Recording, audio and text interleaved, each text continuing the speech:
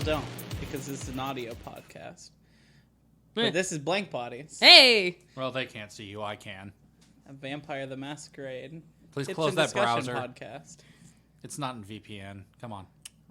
Yeah, we're a tips and discussion podcast for V5 Vampire the Masquerade. And we're starting off this boy by drinking. Yeah, I'm Hunter. And I'm Sarah. And I'm James. Skipper's not with us this evening. He had to move. The FBI had to talk to him about that baby bullshit. Yeah. And I know I sound a little more sad than normal. This will be a fun one, but it's a hell of a script we got ahead of us. I worked really hard on this. Yeah. We did. Yeah. Anyway, Malort time. Time for Malort. Yeah, Because we had to become more Midwestern. Just flaunting that ability to actually consume in front of me.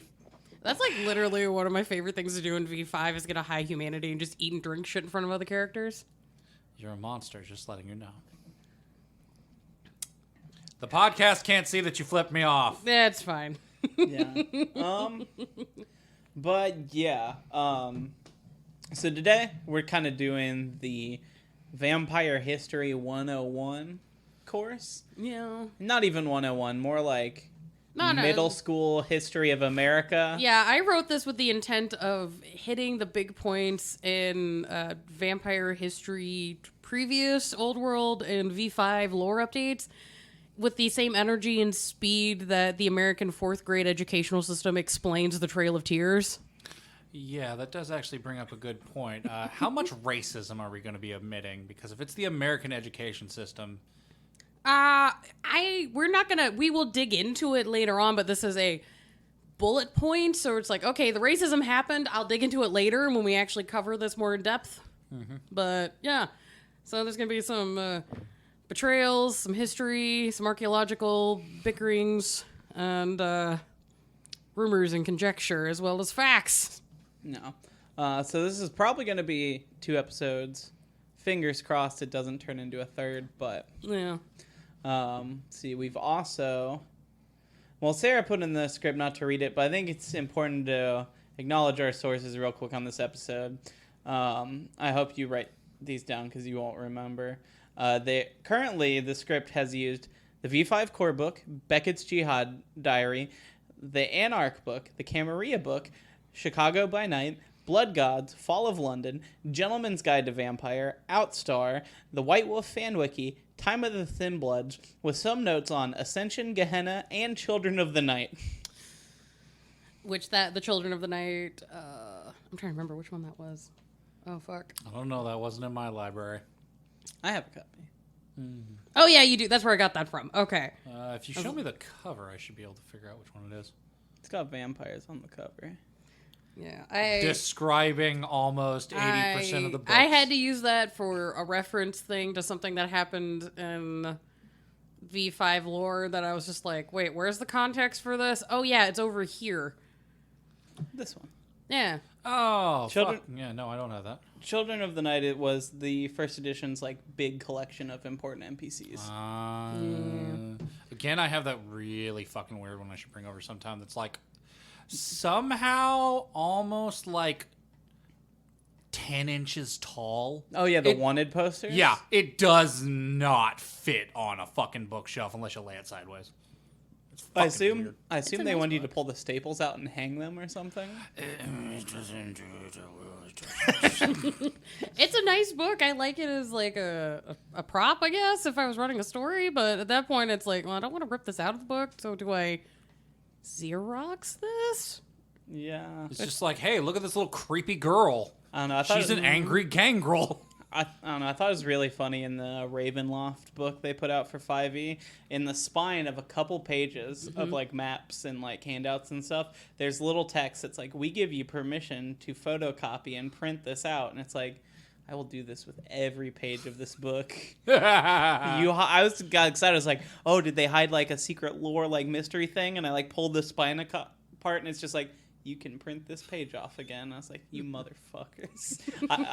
You thought you found a clue? I was like picking at the spine. You thought you were split Nicolas it. Cage in National Treasure and you'd found something. Just remember, fans, if you pay very close attention, I'm pretty sure you can make a drinking game of every time Hunter brings up fucking Ravenloft or Strahd. Once per episode so At far, I'm least. pretty sure. Once again. You can at least get probably 2 good shots in at least every episode. That's a moderate amount of drinking for like a work day. That's fine. Yeah, exactly. if you're sitting doing paperwork, cranking Blake a couple Bodies shots. does not condone drinking on the work site unless you are able to. My work's got a beer fridge. Yeah, I like condone it. that bitch is fine. I Yeah. shouldn't at one of my jobs. The other one I'm at home, so Also, all my almost all my jobs before this were at bars or liquor stores, so they encouraged it. Wait, stores? yeah. Yeah. There are stores where we keep liquor and sell it. You shut the fuck up. You know exactly what I mean. No, I worked at a real high-end one, and I was actually required to go to tastings on the clock. Okay, that does make sense. I was just like, no, like the bulletproof glass bullshit. They're like, yeah, drink the stock. No, the liquor store I worked at was multi-floor. They had a wine cellar. It's very nice. Wait, was it downtown? Yeah, Yeah, no, I've been there on the job. yeah, it's cool. I had a delivery person who needed to be assisted, and I was just like, walked into the store, and I was like, can I use the facilities? Why? It's downtown. I need to find a place to do it, and half the time they're trying to stop the homeless people. I'm just like, look at me. It's a nice store during Gen Con to like sit and see how many people in cosplays come in to buy what liquor. Yeah, It's you know, I if you was- want to sit and people watch. I always got some good combos in with people because I always look like a disgruntled man in a button-up polo. But and then all of a sudden I was like, oh, hey, I like nerd stuff. They'd get real excited. Because I've noticed that during Gen Con, at least as a local, that if you leave like a 5-block square from around the convention center, everyone gets a lot less friendly and a lot more confused at like everyone there's presence. Like they forget it happens every year. Yeah, it's kind of the same thing happened last summer with the BLM stuff because I was down for the protests, like helping out, trying to do my part. And I was trying to like duck around tear gas on my bike, and you'd go like 2 blocks over, and just the brunch gays were doing things like there wasn't like war crimes happening the next block over. It was fucking weird. Anyway, that's the intro. We don't got time for this That's your shit. Tuesday. Yeah, All right, so we're starting way back. in the before times, like actually the before times. Yeah. Yeah. So the antediluvians. Oh, we're going even before that, bitch. Yeah, this is like biblical times. Yeah, well, And on the 7th day, God created vampires. kinda. Basically for this overview, because internally in the lore, the way it's written, as well as the way players interact with this, there's a lot of conjecture and rumor and disagreements, including canonically between written NPCs about what the fuck is actually happening. So I tried to write everything out with this is generally what everybody agrees on. Yes. And again, the touchstone I'm trying to go when we do the research is a lot of the end cap lore books from the original books, because there's a fair bit of evidence that I'd say leads to maybe them being used, because the Week of Nightmares is just, again, Ascension, oddly enough, not Gehenna, has the most information on what actually happened there. Yeah, but again, Ravnos fucked around and got Chinese vampires. We'll talk about that in a we're second. We're getting there. super ahead of ourselves We here. gotta go back to like literally like Neanderthal times. So Yeah. little unga bunga, I guess. So basically, the Bible story, Adam and Eve and all that, and then Abel and Cain. Yep. No. Some vampires say that the Cain who killed his brother Abel was turned into the first vampire. That was the curse that God put on him. Yeah, because he did the first murder. That if you're coming from the Western canon of things, yeah, that's the rough of what people will say, but it's just generally agreed. Some point in way back prehistory, could be 20,000 years ago, could be 200,000 years ago. We don't fucking know. Some asshole is the progenitor of all of this bullshit, and we just kind of generally agree to call it Cain. We don't even know if it is a dude. And there's still a few clans that say, ha, we didn't come from that guy. Yeah. See Samdi. Yeah. And there's evidence that they didn't. Yeah. Exactly, I know. Yeah. There's like a whole legion of clans from Africa that have their own progenitor. There's stuff in the New World that has their own stuff. I was about to say, we don't talk about them. No, we do, because it's No, cool. you know who we're talking about. I know who I'm talking about. We're not going to talk about it right now. That's another fucking episode. No time. Yeah, I'm trying to treat, like I said, 4th grade American education system history. So, whomsoever this Kane was, created what is known as the First City, somewhere in the Fertile Crescent area. And they produced a series of vampire offsprings. These are called the Antediluvians. That literally, before the deluge. That is what that means. And then the deluge fucked everything up. Much like the Fire Nation.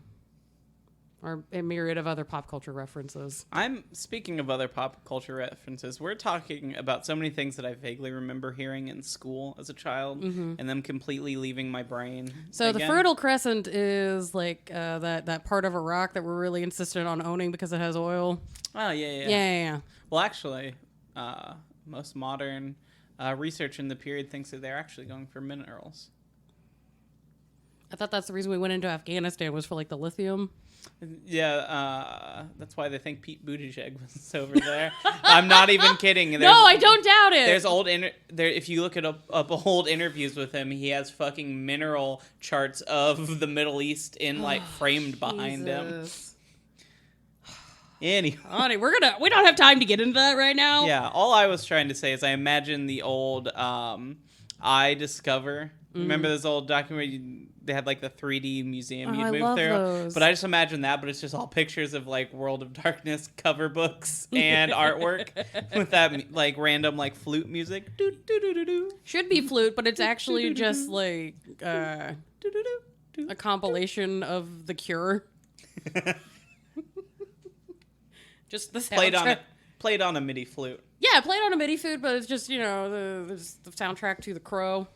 If someone has the ability to make me a video of that, and then instead of the iWatch logo, it's our logo that pops up, I will probably throw you money or something. Yeah, because that would be fun. God damn. Anyway. Yeah. But yeah, so the reason that we have motherfucking clans, and to boil it down as simply as we can, is Kane produced a generation of vampires, and then he had grandbabies. Yeah, his babies made babies, and the babies... The grandbabies. The grandbabies did a Matra and Patricide. And Kane got angry, so he cursed them. What's the gender neutral for Patra and Matricide? Just Genocide? Nah. No, genocide's a lot of people. Yeah, that's... I think it's just homicide, I think. I think it's just murder. Yeah, Parent homicide. side? I suppose it is. Sire side? It might be genocide, though, when you're killing 2/3 of all vampires in existence at the time. Yeah, that's fair. That does come back around to being genocide.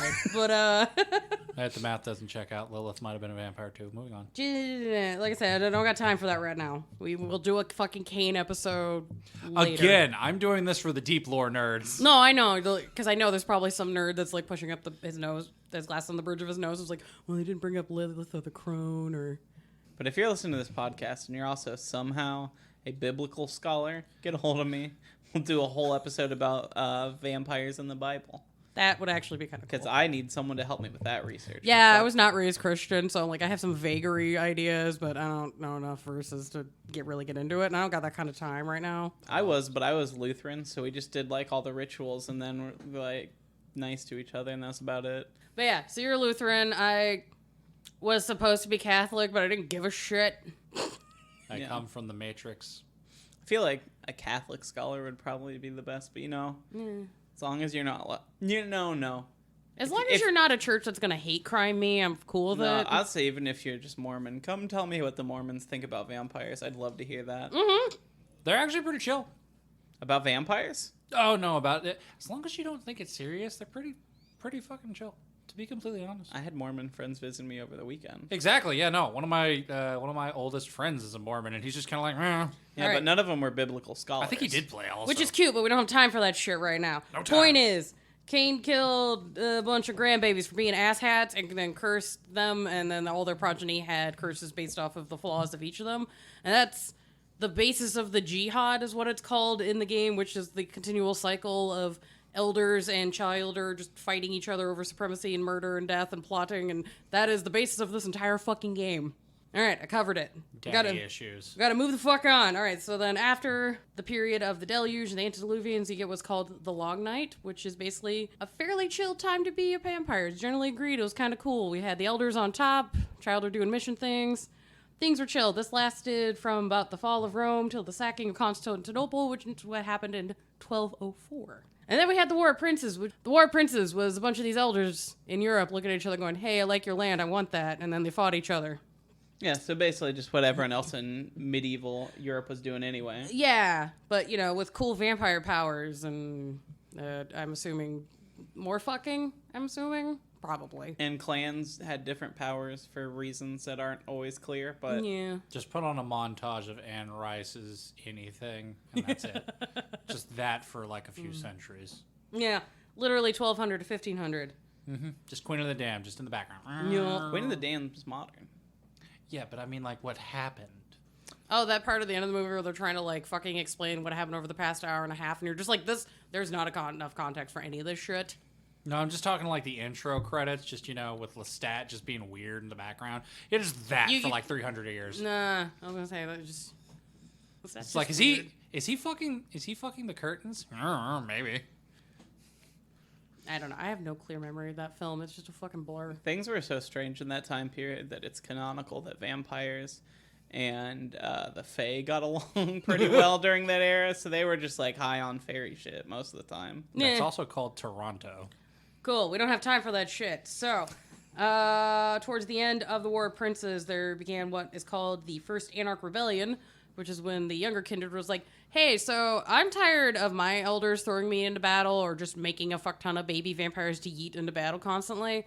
Fuck that shit. You want to overthrow them? And then a bunch of the young baby bros were like, fuck yeah, let's do that. Don't forget that First Inquisition. Which is? Yeah, so you know the Spanish Inquisition and all the purges. That was all about vampires? Well, according to VTM lore, that was a good part of it. There was, you know, the Black Death and, you know, the instigation of capitalism by overthrowing gift economies and usurping the economic power of women in the community. But that is a whole other thing I'll get into fucking later. So the First Inquisition and the Spanish Inquisition were similar and sometimes the same thing. Yes, basically. Yeah, First Inquisition was the church going, oh my god, there's vampires. We should murder them for God and take their shit. Because they're vampires. And not because we want their money. Money! Yeah. Now, do either of you know? Is that why the church ended up turning on the Templar? Were they all vampires secretly? I don't have time to get into that. We'll do a Dark Ages episode later. No, we can. It was an Uh, idea that popped in my head, and I was you know wondering what? if either of you knew. Deep lore brain moment.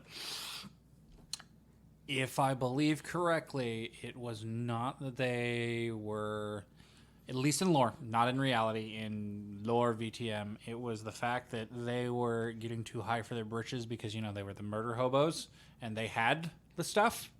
And, you know, they were like, no, it's ours. We killed the vampires. Why? So- And then the church was like, no, we the boss. And they're like, no, we have swords.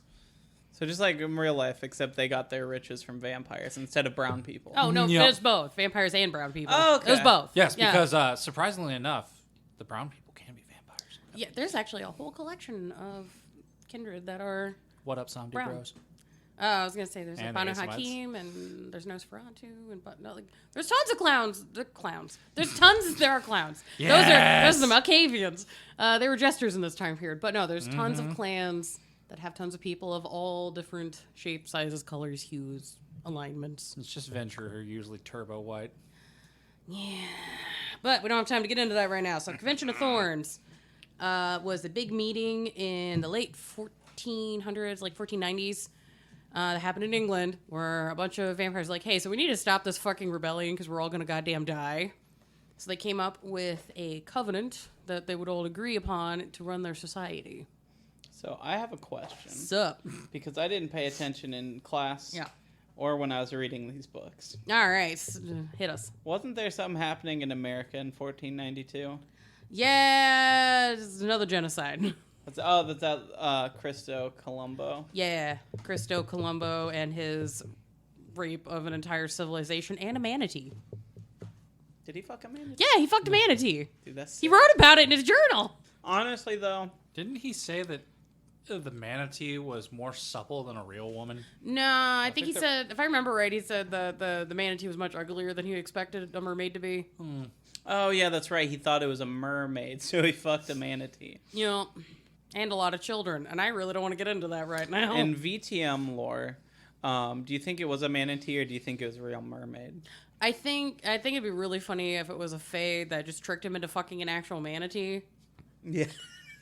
Not that I condone animal defilement like that. It's very fucked up. No, but please, Jason Carl, make that real. No. Yeah. No. Yeah. No. Never once reference fucking animals in any of the books, please. So, 1492, Columbus sailed the ocean blue. And then raped a bunch of kids. And then the year after, some vampires had a cool meeting. They had a really cool meeting, guys. There's a rapid tone shift. I'm not gonna let Christopher Columbus get away with that shit. I mean, I'm very glad that at least I believe so. They've stopped calling it Columbus Day and we're calling it Indigenous Peoples Day. We're trying to do that, but Depends. there's some people that are just like, no, why are you erasing Italian heritage? And I'm just like, fuck that. Depends on the state. Yeah. No one's erased Italian heritage. There's a Domino's every 5 miles in this city. You're not wrong. But anyways, so the Convention of Thorns have 3 major parts to it.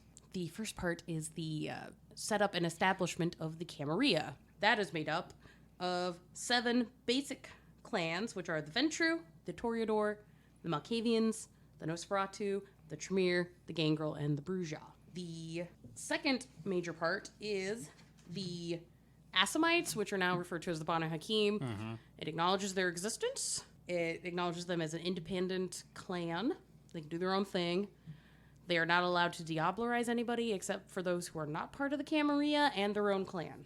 Yeah, that's where that whole bullshit. Oh yeah, that definitely stopped them. Well, there's a whole treaty that happened before this that involves some like fuckery, but that's also like I'm not gonna get into that right now. I don't have time. You said it didn't stop them, but it does specifically say in the script, so I assume in the books it says that they're cursed to be unable to.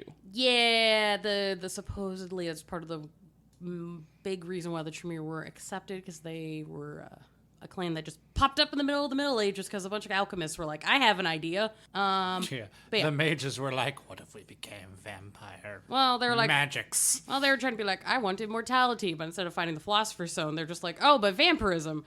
That Samitsi over there looks tasty. Yeah, so the Tremere became established, and part of their being established was that they cursed the Assamites to not do the diablerie thing they like to do so much. And diablerie is when you consume another vampire so hard you eat their soul and gain some of their powers, for reference. Anyways, don't have time to get into that. Third part of the fucking convention. Words are hard. Thorn. Drink every time Sarah says we don't have time. Oh, they're gonna get fucked. The Anarchs. The Anarchs were, the ones that were like, did the uprising. Because, fuck you, Dad, I want to go skateboarding. The Anarchs became accepted as part of the Camarilla. They did not face punishment for their revolt, but they were supposed to return to their clans and sires, and basically it's like, look, you don't technically have to be part of the structure, but you basically are part of the structure, and just kind of, we cool? And that's how they hard schismed into Sabbat. Yeah.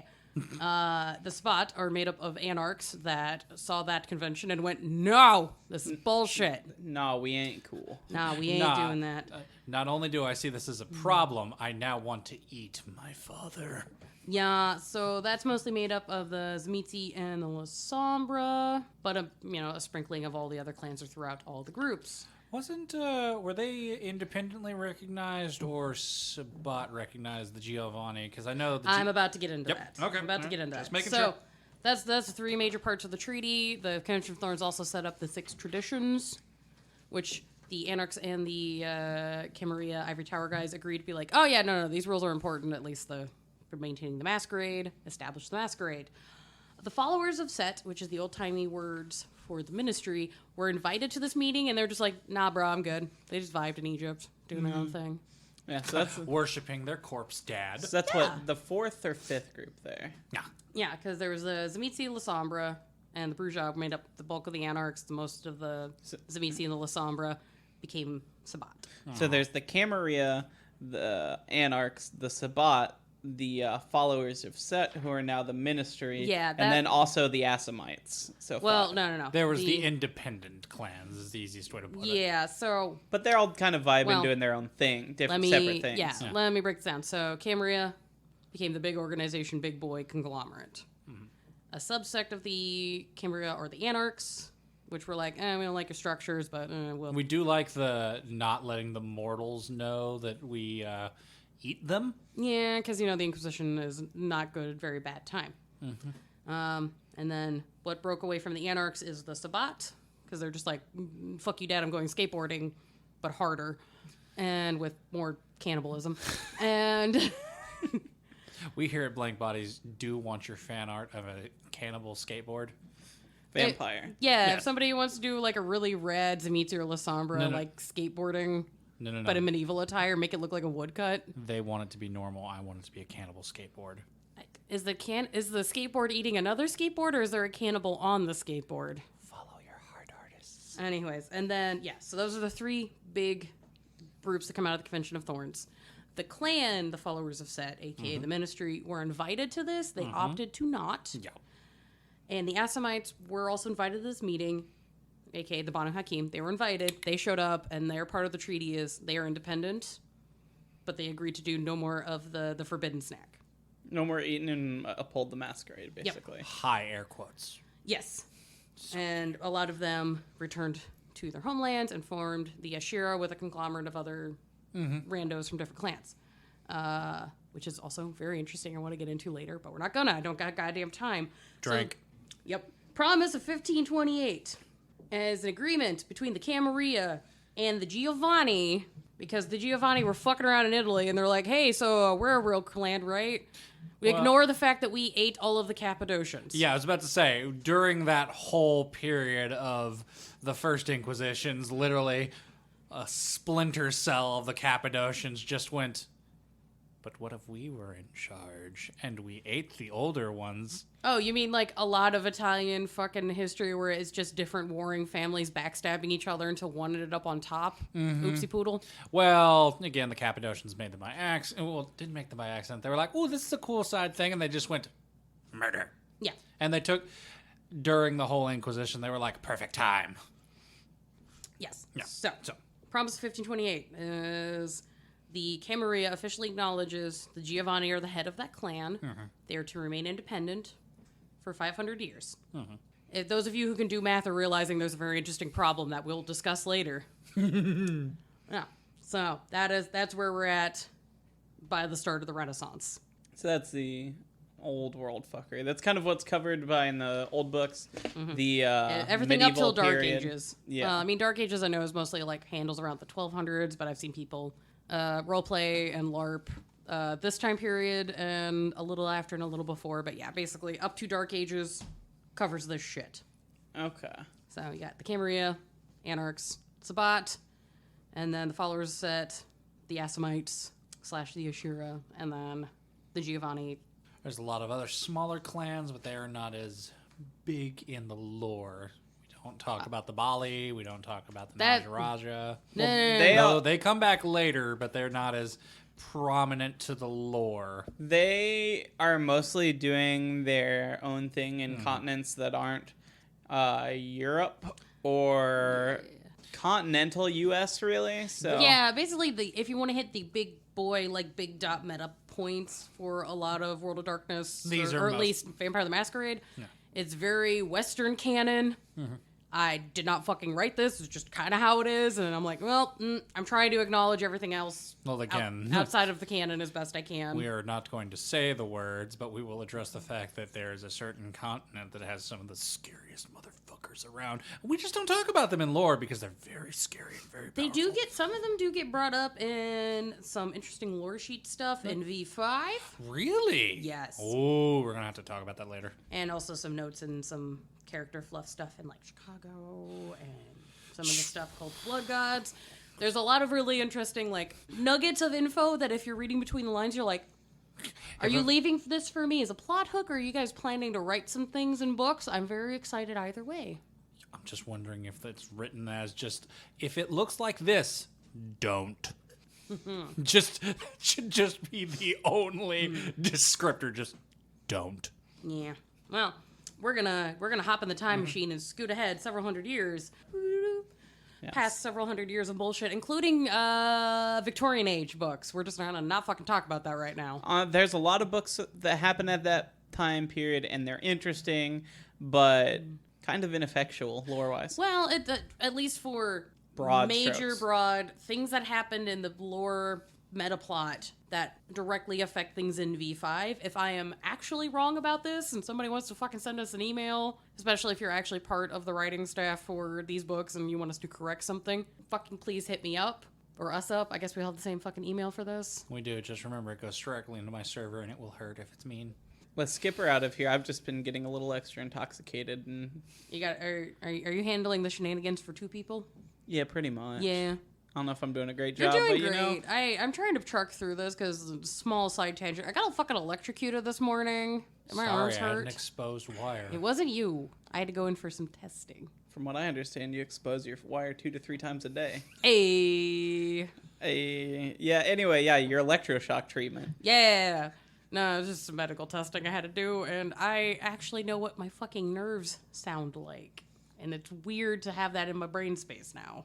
Hell yeah, you should have let me sample it. I'm really tempted to ask the doctors if there's a way that we could actually send me the audio. Like, did they save those? Can I have them? I mean, you paid for them. New podcast intro. Oh my god. Just this weird, ratchet, fucking chunky, crunchy industrial theremin noise. Hell yeah. Hell yeah. I'll just get my drum machine on and like crank a distortion pedal through it. Alright. Hey, did anybody know that these guys are fans of punk music? It's not punk, that's industrial. I was gonna say, that's industrial, you fuck nugget. So this time machine took longer than I thought it would. Anyways, No. we're skipping ahead to the 20th century, to the start of, well, what a lot of people consider the start of the Second Anarch Rebellion. So, who here has played the first Bloodlines game? Yeah. Yeah. Mm-hmm. Yeah. So, you know how LA, San Diego, that whole, like, the Anarch Free States in the Southern California area, that is the start of the Second Anarch Rebellion can have its roots traced to when that rebellion happened in the 1940s, which is the meta plot structure for things that happened for that game. So basically, if you play Bloodlines 1, you at least have the rough wherewithal of that. Also, they talk about it a bit if you watch any of the LA by Night streams, because it's a continuation of that lore. But yeah, isn't that area in like southern LA the largest anarch freehold in America? Yeah, so there's, basically that like southern third quarter of California is the biggest anarch free area. It's why it's called the Anarch Free States. Okay. Outside of that, I think there's like Gary, Indiana, now like Berlin and a few other places that are doing an uprising. And But if you've seen the new Mortal Kombat movie, you know how much of a shithole Gary is. no. Or if you've seen Ghost Hunters. Oh yeah, Or they was did it- that fucking the Ghost Bros did that movie where they're like, oh, we're gonna go to the demon house. Yeah, the Demon House of Gary. I've seen it stairs. I didn't see them in Indiana though. I saw them. No, in I was gonna say, didn't he Vegas. burn the house fucking down? No, he tore it down, tore the basement apart brick by brick, and rebuilt it in his museum. Oh, that's super not problematic at all. So I've been in the basement, technically. Yeah, like I've been in the basement, but not in the basement. How was that? That's not how wraiths work. I don't know. It was a pretty cool. It was a cool museum though. That's weird. I don't know if I saw any real ghosts, but like, I saw the Annabelle doll before he got it taken back by the owner because he pissed him off. The Annabelle? Annabelle? The actual Annabelle doll. I know. Yeah, the real one. I'm just they had saying, the- Drunky over there said Animal. Annabelle. Yeah, I got to see the real Annabelle doll before the owner took it back. Pissed him off with his Ghost Bro stuff. I also saw Jack Kevorkian's van and office in Suicide Machine. Yeah. That was cool. Yeah. I'm not haunted, I don't think, though. So No. that's Zach bummer. Bagans, while I consider him an interesting character, I'm like, that museum does, for like $30 if you're into true crime shit, like, it could be worth it. It was good. Just get there early. Don't do what we did. What'd you do? We showed up like an hour after it opened. Oh, mistakes. Waited in line for about 4. Oh, but yeah. Any of you guys, just to wrap up the 20th century, basically a lot of the plot and the games and stuff in Old World of Darkness that are about like Gehenna and the end times and all the different bloodlines and the Sabbat and just all that shit is just the plot for the end of the 20th century and supposedly the end of time and society. And so if you played any of the old world games, yeah, it's just all of it's like doom and death and the thing. The antediluvians are waking up and they're gonna eat us and we gotta stop that. And then other people are like, nah, that's not a thing. You're crazy. And then the red stuff. All right, so yeah, that brings us up to more modern era. Yeah, so the modern times of 1993. I was 2.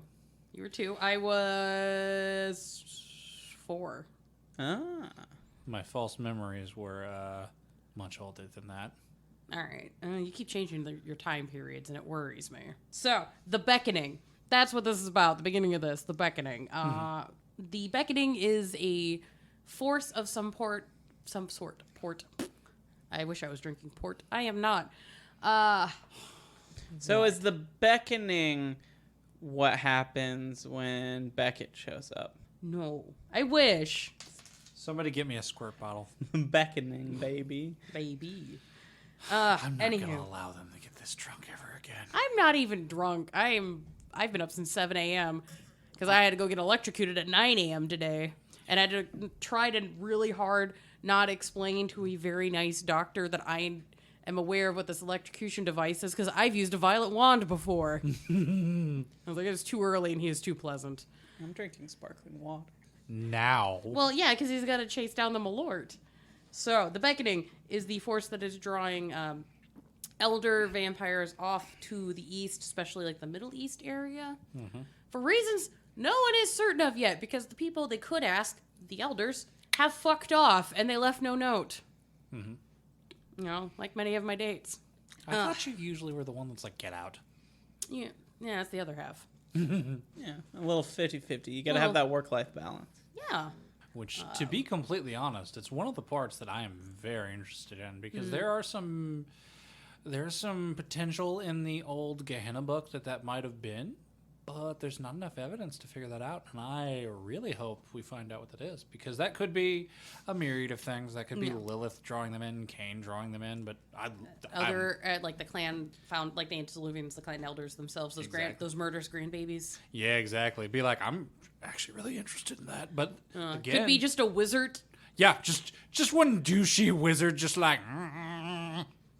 Could be fairies. Could be fairies. Crocker voice. Fairies. I have a small fan theory. I know it's probably bullshit about the guy who's in charge of the Urul Shagi from the Banu Hakim doing some sort of bullshittery, and he's like, you know what, I'm gonna raise an army and then kill all the vampires and then myself, and that will please Hakim. And I'm like, I don't know if that will, but like, I mean, it would be on brand. Yeah. Yeah. The point we're getting way sidetracked. So the Beckoning. Yeah. I through some digging around in fluff, was able to trace that the beginning of the Beckoning, as far as I could trace in V5, went to Menelaus and from the Chicago books. Because if you read the Critias section, his sire Menelaus, ancient Greek vampire that's been in Chicago, and it was this whole fucking thing. Anyways, Menelaus got pulled into the Beckoning and fucked off. And Critias was a big sad boy. And then he felt his connection with Menelaus snap, and then he was an angry boy and did a bunch of fucked up shit. And Menelaus fucked off a little bit after the War of Chicago, which was the Lupines went to Chicago and murdered a bunch of people and fucked shit up. I can see you just pouring wine. I know, just fucking, oh yeah, pour that bitch. I just hear dates Dates. and names. Can you tell I was They're like... like very European names. Yeah. Oh, Can you no. tell I was a history major and then I changed because I was like, man, I really don't want to be a teacher. There's one coming up I'm that we're going treating- to talk about that she was very adamant we find the date for, and I had 3 separate books to look over, and one of them did have the exact date, and she was very happy about that. Yeah. I mentioned this about my elementary or middle school time in history class, but this is also how I treated my art history classes. Just I love taking art history in college. Did I tell you about me doing art history the last time I was trying to finish my art degree? No. Yeah, so I had this really rad art history teacher, and he was fine with the fact that I came in like hungover all the time. But art. he would be doing these like slideshows and it's it's art history, so of course it's in the Western canon, so it's a lot of like Renaissance and pre-Raphaelite and da da da. So you hit the Clyde show, go new painting would show up, and I'd just be in the back, kind of drunk, going side boob. And he thought that was fucking funny, and he was like, no, that's great, because then he flipped it into, like, let's talk about male gaze and female objectification through art and Madonna horror complex. Like, he turned around my shenanigans into being, like, an actually good class discussion. I was just like, you were literally the best teacher I've ever had. Why is it always the art teachers that are the best ones? Let's be real. Yeah, that's the same professor that, like, remember when we got really drunk over Easter weekend and I wrote my art history paper that while we were doing, like, 100 Easter egg Jell-O shots and I got fucking wasted? And then the next day I woke up and was like, not only did I finish my paper, I fully edited it and did the full citation, and it was fucking done. I had no memory of finishing it. I remember because I was helping with that at that point. Yeah, and then I turned it in, and he gave me like 110%, and he, on the margins, like drew a little shot glass every time in the paper I mentioned I was stopping writing to go take a shot. A Jell-O shot. It was a paper about the political art of Ralph Steadman. I thought it was appropriate. Yeah, no, that's fair.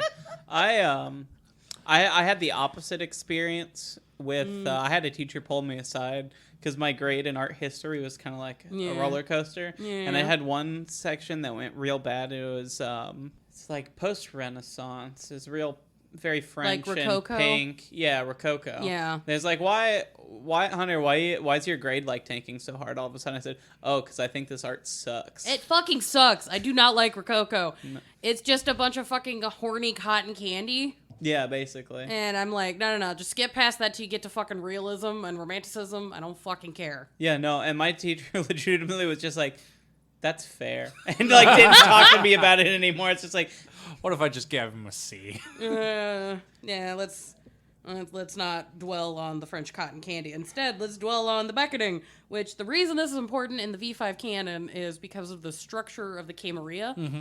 The structure of the Camarilla is very hierarchical, usually based on age, because it's a very feudal system. So, with the eldest of the elders fucking off with no notification, no like not setting anything up for them to fuck off. Power vacuum is gone. Yeah, so now there's this just mad dash to claim who's on top, who isn't. There's just cities with princes that have just gone, and everybody's just like, oh, fuck, grab the chair. Oh my god, grab all the chairs. And the beckoning is going through, starting with like the highest, like the it's like golf rules generation. So it's like the lowest generation is slowly like chunking its way down through the ranks. So I believe, if I remember right off the top of my head, basically everybody that's 9th generation and lower, so more powerful, has left already, or they're feeling it, and they're doing something to make sure that they're fucking staying. Probably a lot of diablerie, at least from the lore that I've read. Or some sort of witchcraft. I don't know. I mean, or just if it's diablerie, that would definitely be close to what the Gehenna lore was. Mm-hmm. Except for, again, they were just getting less powerful, and the only way they could, not become weak was to Eblerize. Yeah. And they actually didn't get lower generation. They'd just be like, okay, I got a 5-hour energy drink. I'm awake. That or just staking themselves in a hole and being like, find me in 200 years. Yeah, just like, wake me up when this is over. Wake me up when September ends. I was going to say, wake me up before you go. The better song. Yeah, you're not wrong. Again, there's also the caveat. The Cappadocians are not affected by that. Not just the Cappadocians. Oh, yeah, it's the Harbingers of Skulls. The Hekada. Oh, yeah. The whole group. Really? Is immune. Yes, the whole Hekada. The Death Clan, the one that's like the amalgam family. All the spooky death boys and girls and thems. Yeah, they are the ones that are like, nah, we're not feeling this shit. Get fucked. Yeah, this either might be a mechanical balance thing because all Harbingers of Skulls are no older than 8. Oh, yeah. Specifically those. Yeah, again, the Harbingers of Skulls themselves cannot be older generation than 8th. So if they were like, by the way, this has affected them, which there's, again, we've talked about the ways that this might be the fact that they definitely don't have an antediluvian because Augusta killed him. And again... And Augusta Giovanni, the first of the Giovannis, is gone. Just straight out. That's how the Hekada came. Could be some sort of death magic thing. Who knows? Who knows? But again, it's either a balancing thing or... a lore hint thing, but the It's Hecata like- are just kind of like, we can be old and we're fine. Mm. Why? We're not moving. Interesting. Which does lend a lot more credence to the idea of the antediluvians going to fight whatever the hell's over there and going, children, come to me! Or they're all fighting each other and a big death battle. We all know Shaquille O'Neal will be winning this. Yeah. Or it could just be someone fucking with. Yeah. Yeah, that too. It could always just be like one mage just out in the desert, just like, this is funny. Someone's got something against the cam on the Sabbat specifically. And everyone else, they're kind of like, I don't give a shit. Yeah. Bali, I'm not after you. As a representative of the technocrats, I'm going to just say no to that mage theory. Yeah. But, Because yeah. we would have shot him. Yeah. Well, we you'd we think will so. we will get to that in a moment. No. So the next big thing that has happened in the V5 plot is that the Gangrel, as a clan, as a unit, left the Camarilla. The rough of this situation is so just a little a little breakdown of the Camarilla hierarchy. So there's each city has prince in charge and they have their councils, and there's just this weird web of networks of hierarchy and secret peoples and da-da. So supposedly the top of the Camarilla has a council, and each head of the clan has got a Justicar. That is the name of the person who's the top of the clan. The Gangrel had a Justicar named Xavier. Around 1999, in the Old World lore, and it's continued on into V5, Xavier was doing a mission of some sort, and he peered into the ground and went, uh-oh, I don't like this. Something is happening. And basically he was trying to warn everybody that the antediluvians were coming back. And at that time, the Camarilla did not acknowledge that shit. So no one believed him. So, When you stick your head into the ground and you see mommy antediluvian there just going, fuck off! so did he see all of them coming back, or the notes say specifically he saw the Gangrel antediluvian? He saw something, but the thing is, if you circle back to Gehenna, again, there's a point where it says, if these guys are still around. And 3 of them are very heavily like, this is probably where they are. And one of them is Gangrel. And Gangrel was, if she's still around, she merged herself with the core of the earth. She just kind of went, ha ha, try to get me now, Kane Daddy. I dare you. Just like the center of a fucking jawbreaker. Yeah, just, I dare you. It's made of angry fire. And I'm part of it now. Yeah. Again, this is just our speculation based off of shit we've read. If you in your Yeah. own game want to run with some other fucking plot points. Yeah, you can say whatever the hell you want they saw under the ground, or it was a different thing. Who knows? I'm just giving you that's probably what they were hinting at. Yeah. We definitely... Well, we should decide. Mm-hmm. Do we want to do... Because I want to talk more about them, the antediluvians. Do we want to do their We're- own I've- episodes, tie them into I've- clan episodes? Yeah, I've already got We sh- scripts like pre-started for talking more in depth about Cain and the antediluvians. I got stuff planned for each of the clans. I've got stuff set up for more in depth on Gehenna lore itself, and this is just a rough crash course overview. Like I said, American 4th grade history. Yeah. We're going to talk about, we're going to touch it, and then fucking move on, because we only have so much time in this goddamn museum right now.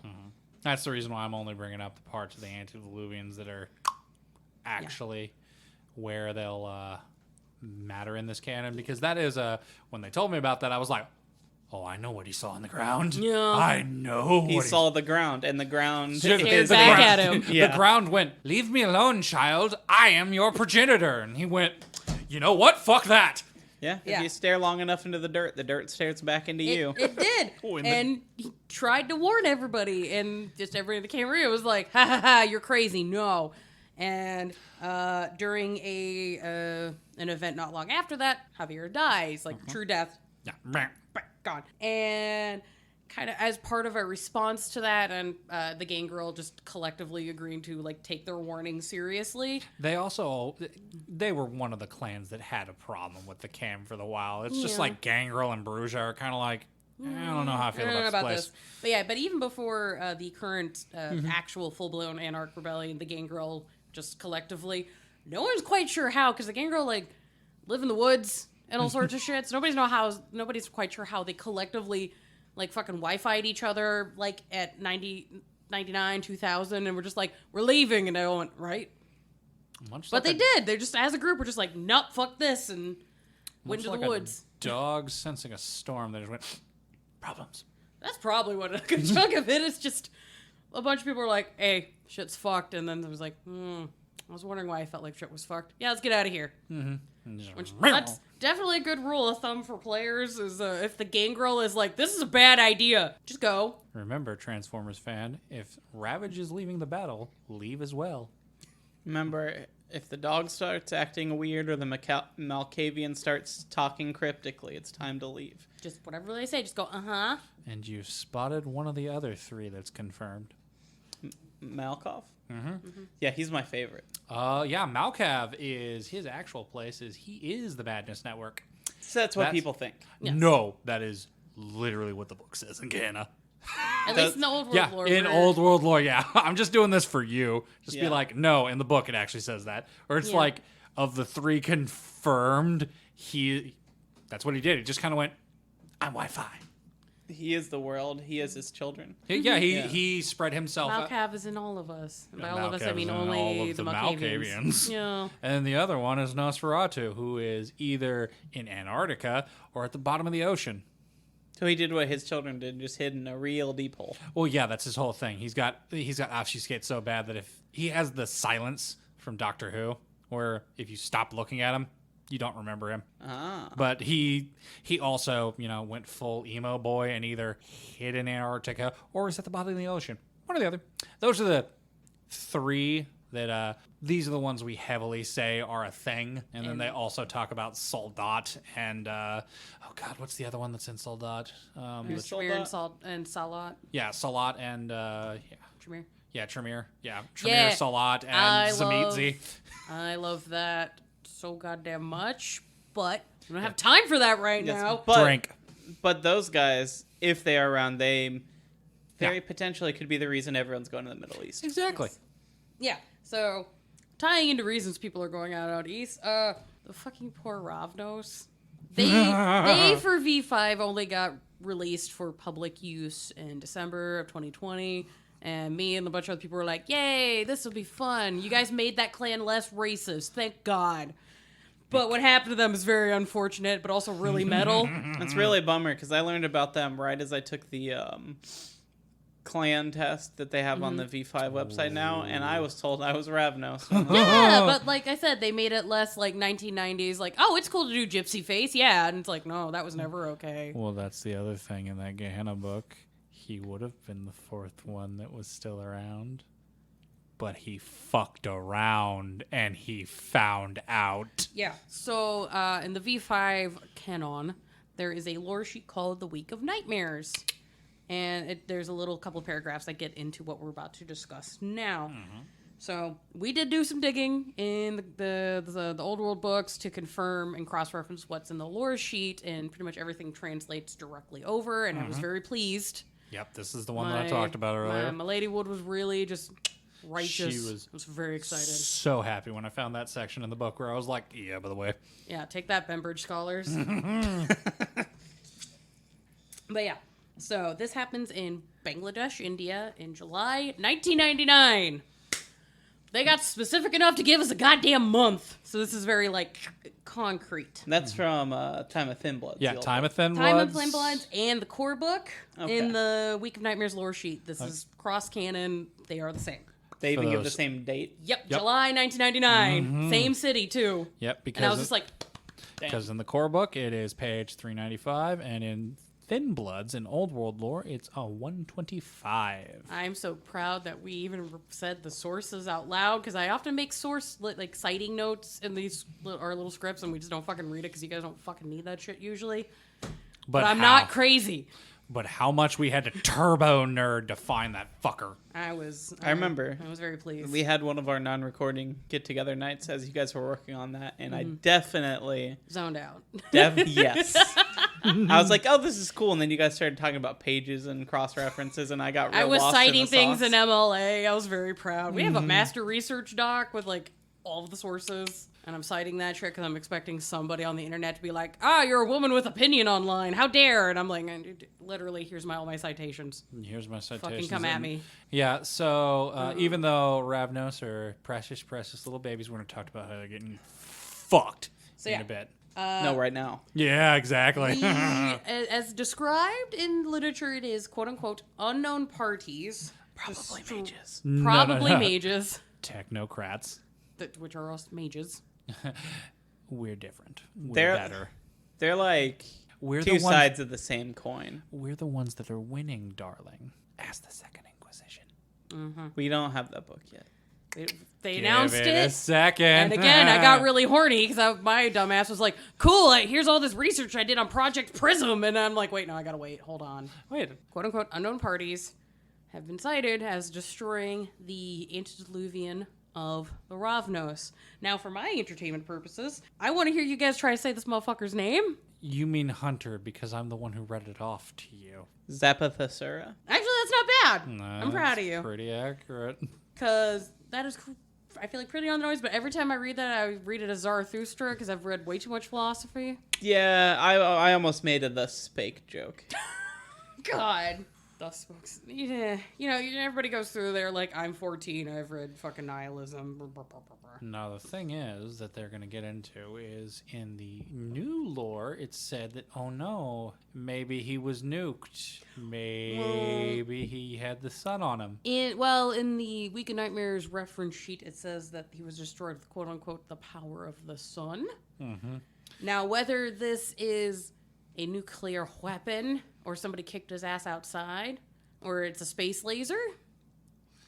Which again, as for the references, also see Thin Bloods during the fight when Ravnos was fighting an unknown party who was kicking the crap out of him a little bit. Again, we're not going to name names on them, the scary people we don't. He made the day nighttime so they could fight endlessly. And, actually, no. That was the Don't Party that made it Forever Night. Part of the coalition, take this down, apparently called in like a typhoon to blot out the sun. Yeah, typhoons, storms, everything, and so they could keep fighting endlessly. But when they used to kill him, they were like, okay, cool. The technocrats were like, we're going to nuke him.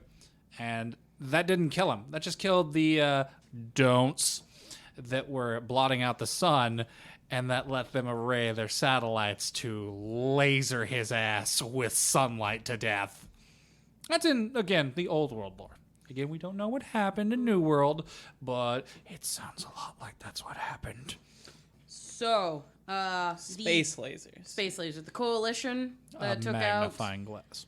Zapathasura. Yeah, so when that battle was happening in the V5 canon, he pulled on the power of the blood and summoned as many of his childer and offspring and generations as possible. And however that manifested, whether they physically went to India or their blood just went and they became a dried husk, that fucking killed most of the clan. And those who remain, their clan curse is different now. Mm-hmm. I'm spacing right now what the fuck their old curse was, because I will be honest, I as an I remember. Yeah, I was gonna say, I'll be honest, I as an ST back in the day did not allow people to play Ravnos because I was like, this is Gypsy Face. I will let you do it if you can write this in a way that is not Gypsy Face, and I never had a player turn in a character sheet that I was like, this is problematic. Mm-hmm. This, so it was inherently to that degree because the their old clan Bane was basically they were all kleptomaniacs. They basically were like required to steal. No. I remember this because I did this for a character. Because I had a character who, sweet child, she was the ray of sunshine in my old world game, who actually took, if you're listening to this, darling, you actually made that game playable. Because she made a flawed character that was very good. Mm-hmm. And she dealt with the topic of rape. Yeah. She felt that, the person who made her wanted to rape her, and she just knew that a rape might have happened, and when she woke up, she was a vampire. She didn't have her sire. The thing is, she thought she was a Bruja. She's a ragey punk musician. Mm-hmm. The thing was, I was rolling her clan Bane as Ravnos. Because I was like, no. The rape didn't happen. A Ravnos came in, fucking murdered the shit out of that Bruja. No rape happened. And he went, oh no, he almost killed this little one. Well, I'm going to turn it into a vampire so it can live because this bitch rocks. And it's actually, temptation. It's like drugs and vices. It's something about vices. They're really easy to fall into their vices. And again, as Sarah said, she's talked about the New World version, which is they have the kind of Romani gypsy can't stay in one place thing. Well, it's not even a Romani gypsy thing, but their trope is travel. Mm-hmm. Yeah. And because their sire was, attacked with the power of the sun, if a Ravnos now stays in one location in the same place within a week of the staying of a place, they take aggravated damage equal to their Bane severity in burning from the inside out. So I think that's interesting, the trope of like dealing with refugeeism and all that kind of stuff, which I think that's metal as shit. I'm glad that's something that's kind of being addressed, and how is the community overall dealing with it. But that's also a really interesting character flaw you have to play out to be like, so is it if you stay in the same place, so you could stay somewhere for 6 days and then you have to move? No, every night different place if you stay in the same place within a week. Okay, in the same place within a week. Yeah, so if you stay at a Motel 6, next day you got to go to the Hyatt, next day you got to go to a trailer park, next day you got to go say. But if within the 7 days you go back to the fucking Motel 6, if you're smart for your coterie, if other people have havens, you just couch surf forever. Mm-hmm. You just have a rotating thing of couches just to be like, no. I just had a fucking brutal idea. Uh-huh. I assume that applies to any of them that may be in torpor. No. Remember, they're not affected by. You're in a state of not existing, so I would assume that would. I mean, I'm pretty sure when they wake up, they're gonna have a real bad time. Though again, as per the new canon, I don't know what they say, but in the old world lore, literally he did do the beckoning on all of the Ravnos. He just went, come here!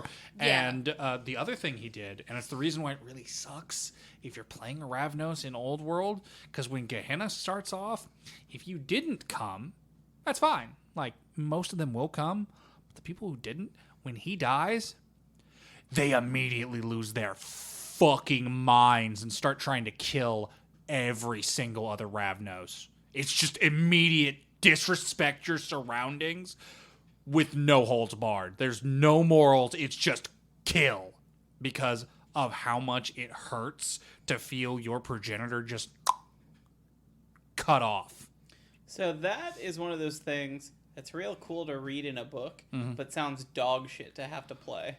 Most of the Gehenna stuff was really fucking hard because, as I said, the Withering, which is, we haven't talked about that, and it doesn't have any New World stuff, is literally just, hey, were you playing an uber powerful character? Yeah, by the way, when you wake up, you stop being able to do a lot of your cool stuff. Why? You feel very, very bad. You know how you can stop that? Eat somebody. the forbidden snack. Yeah, and then everybody started doing it, and it's why the Camarilla went down in the old world lore. It's because the elders just started being like, no, Diablerie, instead of in hiding and secret in the background where they were doing it naturally, they were just doing it in the open. And then the Anarchs and everybody else went, I thought we all agreed not to eat each other. That's like in your rules. That's like the fourth one. That's like one of the biggest ones. Yeah. Like, we're not supposed to be seen, but also don't eat everybody. Yeah, just not only the this vampire crime, like no murder each other. We're team.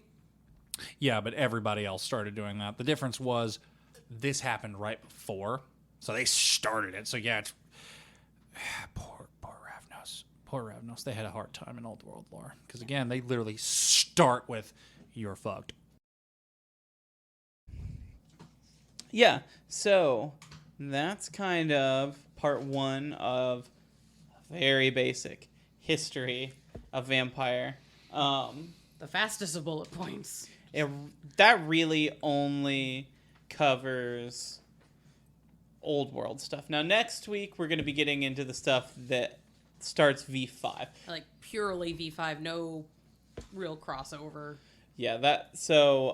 Right now there were some stuff that had references to both, and I believe we have some references to old world stuff because some of stuff was foreshadowed and Yeah. A la Red Star. Yeah. Well, there's basically the way we tried to structure this two-parter is we're describing everything in the roughest, most accurate timeline that we are aware of at the moment. Mm-hmm. So if you follow along, it's kind of like, okay, we're going from prehistory, and then suddenly a lot of shit happens in a very short amount of time. A lot of shit happened before that. It's just nothing that really completely mattered because it got shoomed over to the new games.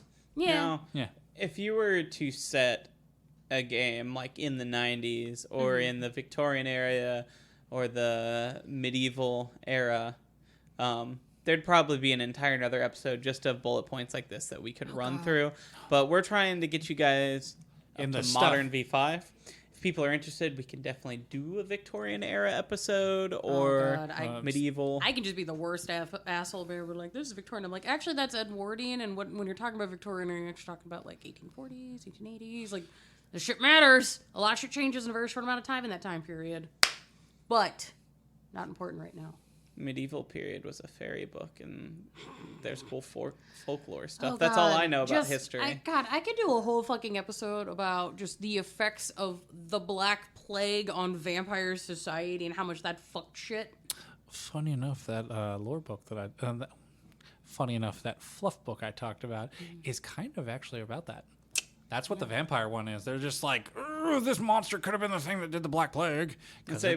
Wasn't that a real world belief some people had, that it was like caused supernaturally, but like demons or vampires? Well, yeah. As I said, I will just bring these fluff books over and just be like, here you go. I mean, I don't know how much they're canon, but they were fun to read. Yeah, it's just... I love World of Darkness lore because there's internally within its own canon, there's just layer after layer after layer of just shit you can get into that's just kind of fantastic, and then also seeing what stacks on top of real history and also just the layers into that shit as well. Mm-hmm. And we have lost the audience. No. Greg's still here. He's a good boy. I kind of stopped listening. I was removing my boots without standing up. Your boots. Did you succeed? Yeah. Nailed it. Proud of you. You did it. I succeeded. Succeeded. Greg, if you love us, you'll listen to this again to have it more watch time. Thank you. Do you really have a friend named Greg? No. Is this an imaginary man? No. Is this one of your bots? No, it's not. Okay. I mean, if I was doing this right, I would have said Gary. First Greg that messages us listening to this one's a prize. We don't know what the prize is yet. We will determine that at some point. I'm going to give Greg, I will mail you this bag of mini Fuego Takis. There's mini Fuego Takis? Yeah, I was going to eat them, but I decided not to because I had enough wine. Well, they're for Greg now. Yeah, these are Greg's Takis. Let's be real. It's just Takis. Greg may have lost entrance after you just told him the mystery prize was just Takis. Dude, they are Takis that have been graced by the phalanges of Hunter. Yeah, maybe I'll include a note or something. Yeah, there you go. Just enjoy the Takis. I'll devalue them more. No, you're revaluing them. Come on, just let the syndicate programming help you out. Revaluing is a really nice way of saying devaluing. I like that. I'm going to have to keep that in mind at work. There you go. Good job. I'm just revaluing our stock. Yes, good. Let the subliminal... I am going to yeet something at you, you fucking capitalistic nightmare. I just fucking cannot. I was constructed for this whole point. Anywho, thank everybody who has been listening to our nonsense so far. Yeah, I really appreciate it. It's great. I don't know. I don't have a whole lot to say other than just thanks. We really appreciate it. So next episode is going to be us digging into ShrekNet and the Anarch Rebellion and what the fuck did happen to Tremere and Thin Bloods and all sorts of shenaniganry. And the Banu Hakim.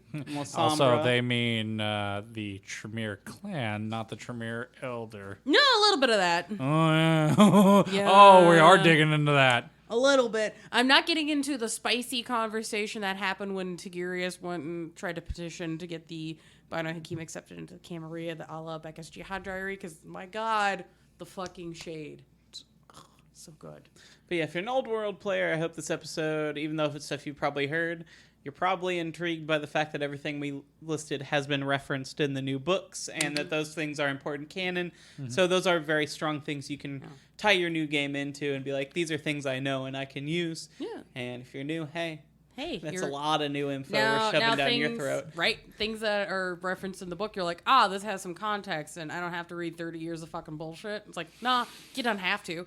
Find you a friend that knows the 30 years of bullshit. We did. Hello. They had me made. Did we make you? Is that what it is now? You had a thought and it came into the universe. Cool. Otherwise known as money.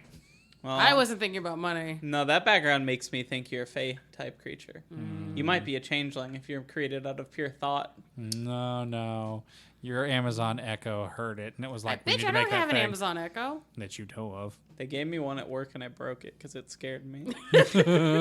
Broke it. Yeah, I hit it with a hammer. Yeah, that's how technology works. It's fine. That's how you think it works. If I keep thinking about wine, will more show up? You're I have definitely going to get another bottle of advertisements. wine. I have a second bottle of Oh wine. my It God. worked. It worked. Oh my The god. high humanity is paying off. Or technocrats. All right. Well, anyway, thanks for listening. Thanks, bands, for giving us the muzak. Yes. As always, Paralyze for an awesome ass soundtrack. We also have a Discord link down below. Come join us and bullshit with us. We're gonna hang out in there. We play video games, chat with people. Share some sick memes. Cat I have photos. cat photos. Fucking show us your dumbass pets. Yeah. I have started a TikTok for this podcast. Ooh. Yeah. Also, if you wouldn't believe it, I'm the one who started the pet chat. There's also an Instagram, Yup. Like Bodies Pod. We'll be sharing some shit there. Please do like, share, and spread this with all of your Rate, friends, please.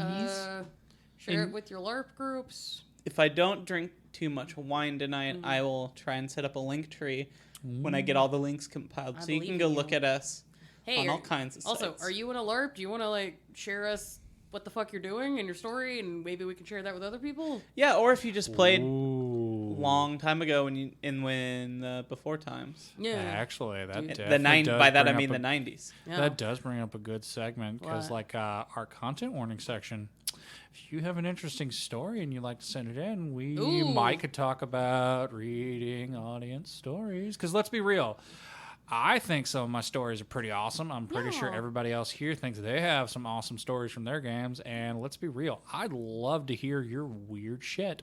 As Yeah. we get to more pointed episodes too, like we know what we're going to be talking about. Say before we do like our clan episode, if you want to send us, this is a story about the favorite Ventrue I've ever played, or Yeah. one of my players played this badass Nosferatu. If you can send us a Malkavian story that isn't a fish malk, I'm here to read it. I am not joking. I want the interesting malks because you know you can do it. You're better than that. You can do it. You don't just have to be lol so random. So, you know how in D&D I've never played a barbarian because there's never space in a party for one, so I usually end up playing, Horlock or Cleric. Mm-hmm. Kind of the same thing. I've never played a Malkavian because just somebody always jumps on it immediately. It's the rogue of vampire, let's be real. That's it. Yeah. But yeah, no, share your fun stories. You got cool art. You got cool cosplays. Mhm. Oh, I yeah. follow some people on Instagram that do some fucking rad ass cosplays. I want to see your cosplays. Yes. And also, give me that mage cosplay. Any of them. I definitely want to see the Technocrats, but give me the Akashic Brotherhood. Let's go. Yeah, if we're asking for specific things, tell me about your Hunter the Vigil game. Yeah. I'm Lo- so excited for the Second Inquisition book because then I'm like, technically, if that book has everything in it that they're saying, I think you could technically run a Hunter game in V5. I will do a whole I will. episode where I pull out lore from Fuck yeah. the best parts of Chronicles was The only part. Hunter books. Dude. And I will be like, all right, so this is how you run all this bullshit using Dude. V5. Again, because we talk about it, and I will agree and restate my opinions every time. Chronicles is dog shit as long as it's the main three. Everything else is fucking amazing. The Hunter, Slasher, Sin Eater, Promethean. Give me that shit. That shit was amazing. Wasn't there a thing in Chronicle where you could play, children like Scooby Gang. Yeah, that's Hunter. Slasher was actually part of the Hunter. Yeah, it was, and it was real good. Yeah. Again, Sin Eater. Oh my. All right. Put your vibrator attachment away. But yeah, I said put it away. before we get over along, Yeah. Yep. like, subscribe, Share. smash that bell. Smash that hit- dislike button. If you hate it, fuck you. It's engagement. Yeah, I win. Please don't give hit us it too whatever- hard. Your machine does have feelings, and it knows when you're being too mean. Give us an honest rating, so a 5-star. Yes, the syndicate programming is affecting him. No, but I really do appreciate it. Good night. Good night. Skipper's not here, so